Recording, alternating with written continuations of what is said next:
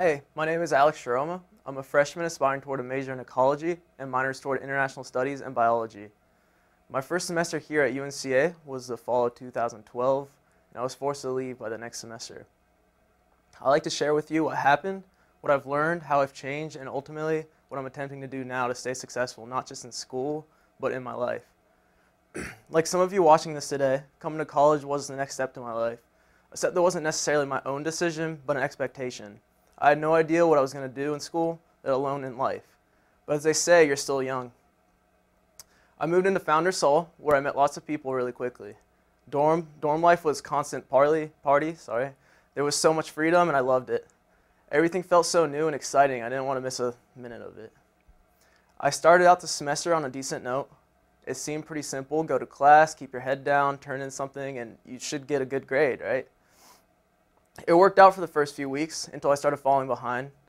See, with all the awesome social distractions around me, it started getting harder and harder to actually do my work. Why would I read about sentence structures, especially when I could be talking to someone about how evil the government is or lucid dreaming or something? I ended up losing track of time often and started being tardy and eventually started missing classes. And I wasn't alone. Most of my friends were right there with me doing the same thing. And no one else ever seemed worried, so I didn't feel the need to either.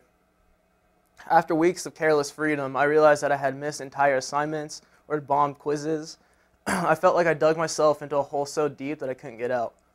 And instead of doing my best to get back on track, I convinced myself that I was going to fail and quit trying. I was too embarrassed to show my face in class or too proud to talk to my professors. I let fear and stress take control of my life, and I failed out of school. Getting kicked out of school was an eye-opener for me. Life is too short to waste your time waiting for something to happen to you. You should take it for yourself.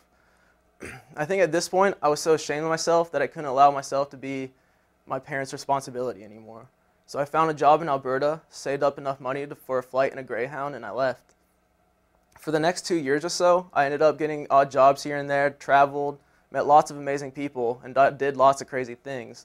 But I really worked my ass off to support myself.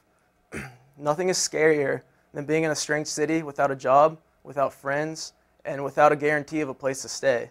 I took anything I could and worked hard to reach my goals, and because I did that, I had the time of my life.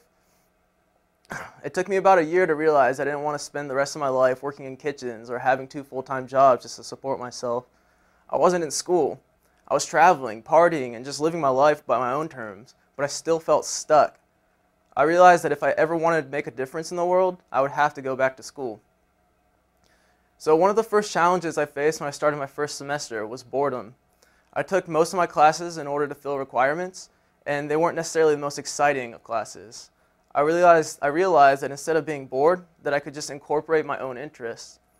In Lang 120, for example, I decided to spend my whole semester researching and writing about the Peace Corps. Most professors don't mind that you stray from prompts and projects as long as you talk to them first. The first time I was in school, I don't know if I actually left my comfort zone once. One of the first things I promised myself when I got back to school was that I would try new things. I showed up to club meetings, fully aware that I might not know as much as anyone else. I opened up and shared my ideas in class, even if I ended up being wrong sometimes. And I work with and have applied to many nonprofits, understanding that I may not have as much experience as somebody else. But in the end, because I forced myself outside of my comfort zone, lots and lots of opportunities have presented themselves to me. And better yet, so many people have been there to show me the way and help me learn. If you don't know what you want to do with your life, or if you're shy or scared of showing up to a club meeting, and if your professors or peers intimidate you, this video is for you. I swear to you, when you step outside of those fears, the world will open up to you. You'll meet tons of amazing people, have inspiring conversations, and be at the forefront of change in this community. I wish you all the best, and don't be afraid to stop me and chat if you like.